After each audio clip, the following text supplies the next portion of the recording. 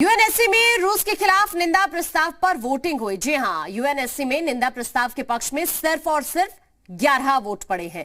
भारत, चीन और यूएई ने इस वोटिंग में हिस्सा ही नहीं लिया। रूस के खिलाफ प्रस्ताव के विरोध में सिर्फ और सिर्फ एक वोट पड़ा है। विवादित मुद्दों पर बातचीत से हल निकाला जाए, इसी बीच भारत की तरफ से बयान दिया गया। यूएनएससी में अमेरिका ने निंदा प्रस्ताव पेश किया था। अब संयुक्त राष्ट्र महासभा में अमेरिका ये प्रस्ताव पेश करेगा। रूस के वीटो की वजह से प्रस्ताव पास नहीं हो पाया है। ये बड़ी खबर इस वक्त हम आप तक पहुंचा रहे हैं। यूएनएससी में रूस के खिलाफ अमेरिका का निंदा प्रस्ताव, रूस के वीटो की वजह से ये गिर गया। प्रस्ताव के पक्ष में सिर्फ और सिर्फ 11 वोट पड़े, जबकि विरोध में एक वोट पड़ा। भारत, चीन और यूएई ने इस वोटिंग में हिस्सा नहीं लिया।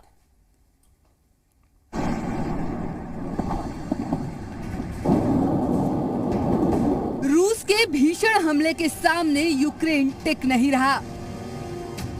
राजधानी कीव समेत तमाम शहरों में रात भर धमाकों की आवाज गूंजती रही। युद्ध की तबाही के बीच अमेरिका ने यूएनएससी की बैठक में रूस के खिलाफ निंदा प्रस्ताव पेश किया। रूस ने प्रस्ताव के खिलाफ वीटो का इस्तेमाल किया, जबकि भारत ने वोटिंग में हिस्सा नहीं लिया।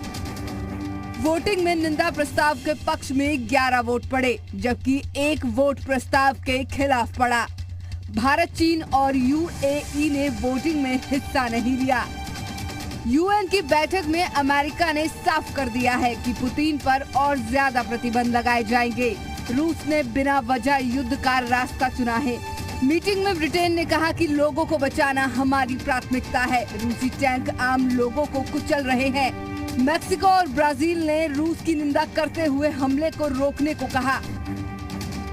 रूसी हमले के जवाब में यूक्रेन की सेना भी डटकर मुकाबला कर रही है। इस बीच पश्चिमी देशों ने चेतावनी दी है कि पुतिन यूक्रेन के खिलाफ फादर ऑफ ऑल बॉम्ब इस्तेमाल करने के लिए तैयार है। इस बॉम्ब से 44 टन टीएनटी की एनर्जी निकलती है, जो पल भर में बड़े से बड़े इलाके को तबाह कर देती है।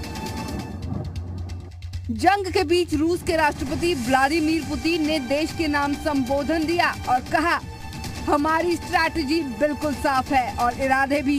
हम यूक्रेन पर कब्जा नहीं करना चाहते। यूक्रेन की फौज को चाहिए कि वो फौरन सरेंडर करे। यूक्रेन के तमाम लोगों को वहाँ की सरकार ने बंधक बना दिया है। वोलोदिमीर ज़ेलेंस्की की सरकार ड्रग एडिक्टेड और नाजियों का गिरोह है। पुतिन ने अपने संबोधन में कहा कि यूक्रेन की फौज को तख्ता पलट करके सत्ता अपने हाथ में ले लेनी चाहिए। पुतिन ने कहा कि वो यूक्रेन से बातचीत को तैयार है और अपने डिप्लोमेट बेलारूस की राजधानी मिन्स्क में भेज सकते हैं, लेकिन यूक्रेन मिन्स्क में बातचीत के लिए तैयार नहीं है। ब्यूरो रिपोर्ट, जी मीडिया।